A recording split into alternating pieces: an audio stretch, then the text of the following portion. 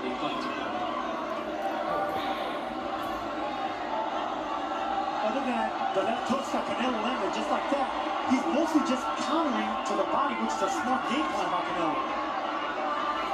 Now we're seeing the counters come off a little more crisply from Canelo. Firing back with that jab and hook. There's a good stick jab as he backs Kovalev into the corner. Kovalev looking to tie him up.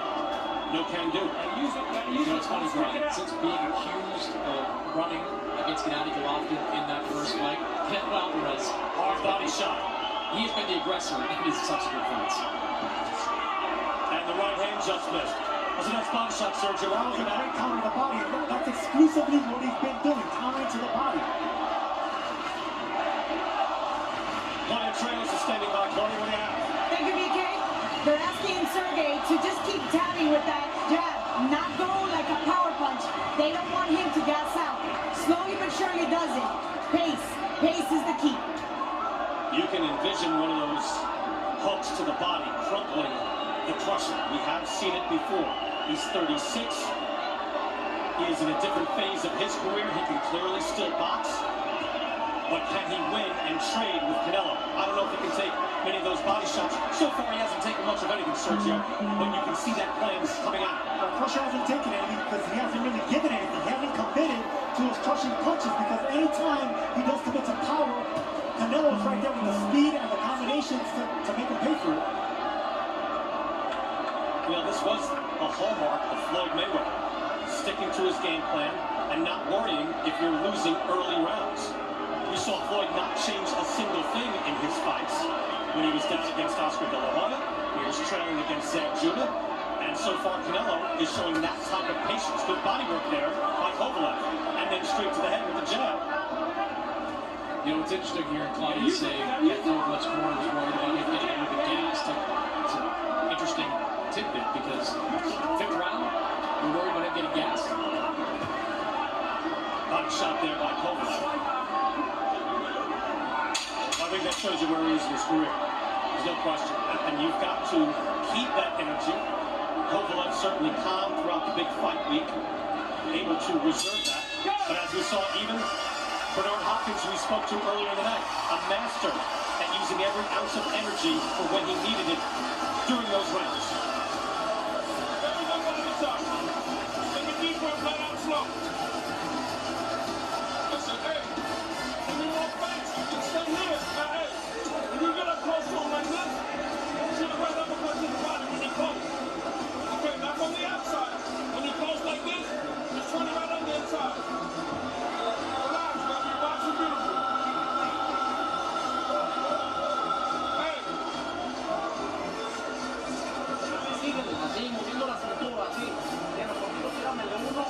And that's just 1, 2, 3. Here we see a left hook by Canelo. Go around the guard of the Crusher, right on the chin. Crusher took it well, but he can't be taking too many of those. Huge crowd here at the MGM Grand Garden Arena, the big event, as we go to round 6. And for the first time, we're going to Chris Mannix's scorecard and going to the next level. And we're going to shade that 5th round. And that, Chris, is an indication of it being close, what we could call a swing round, or where we believe a judge, right, might have it either way. And this comes from what, Bill Simmons? Shout out to Bill Simmons from The Ringer.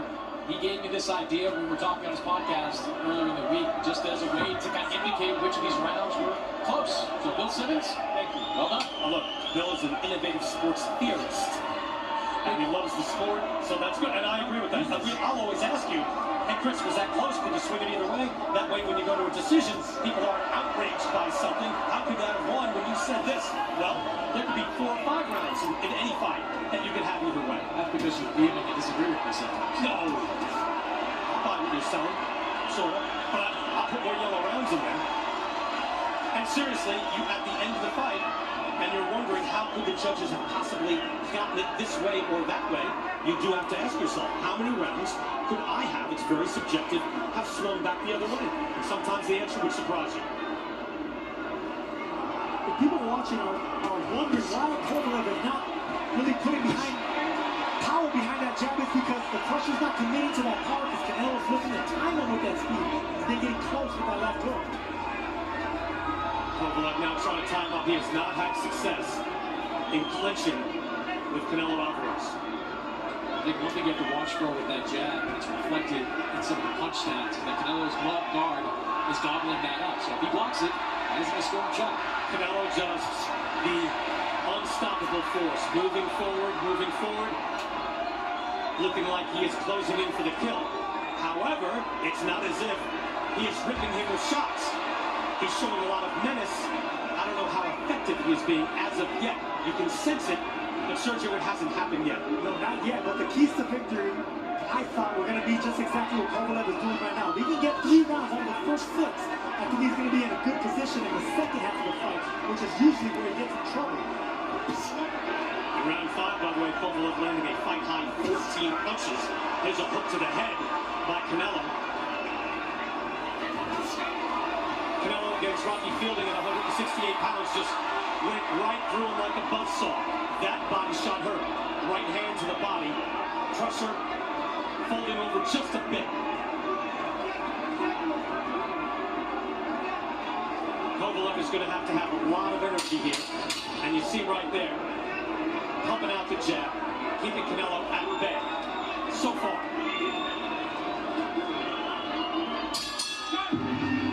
We're through 6.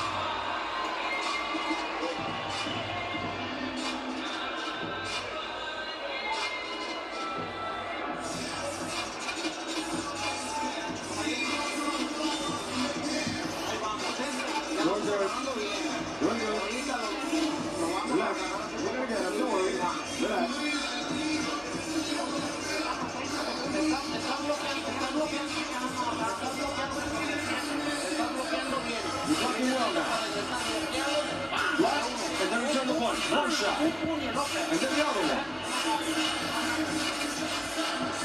And here's the reason why Kovalev is not letting those punches fly. Anytime he comes up short, Canelo comes up, countering to the body. That's where Kovalev is vulnerable, but every counter shot is to the body. Canelo is ignoring the head, just like he is right here. Body shot, left and right.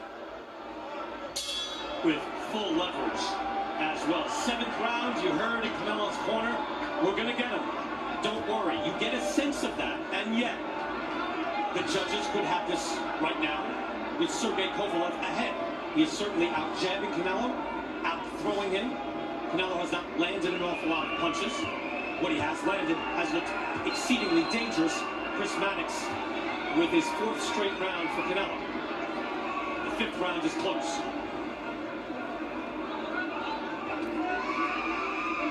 I understand people watching this fight, seeing Kovalev throw a lot of punches, but as I'm sitting here, I'm seeing Canelo block a lot of them. True. And you must score in a scoring area. To get those points, you actually have to strike the man in the scoring area in the body of the head. Well, if you notice, Kovalev is not really trying to penetrate the gloves of Canelo. He's just touching those gloves. He's waiting for the counter to come from Canelo in order for him to come back with a hard shot. Canelo's not falling through it. Just like that. Here are the thrown punches through 6. Again, hits 403 to 175. However, Canelo is now ahead in punches landed, according to CompuBox. And Chris, it's a very good point.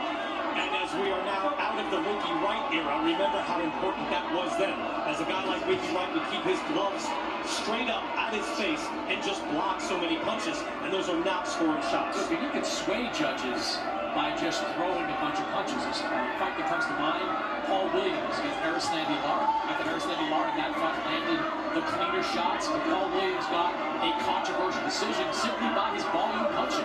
So, judges see different things. Kovalev only has 1 KO after the 8th round, and that was his last fight against Anthony Yarde. His power usually diminishes in the second half. For a variety of reasons, he wasn't always in the best of condition. He seemingly is now, but again, he's 36. We have Claudia Trejos right now. Claudia? Thank you, BK. Eddie Reynoso was clear in saying that there is respect for Kovalev's power. Canelo has felt it, but he's willing to just assimilate it because he wants to close the gap, and he's definitely committed to going for the body punches. That's the way for him to take the win. Claudia, thank you. Final 40 seconds of the 7th round. have to give him credit for this.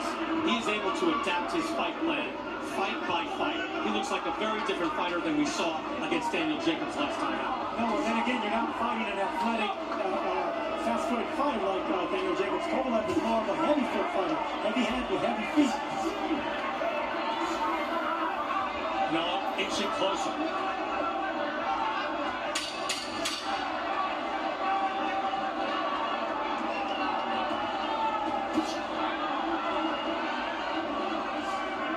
According to CompuBox, 90% of this fight has been fought at distance. That favors Kovalev using that jab.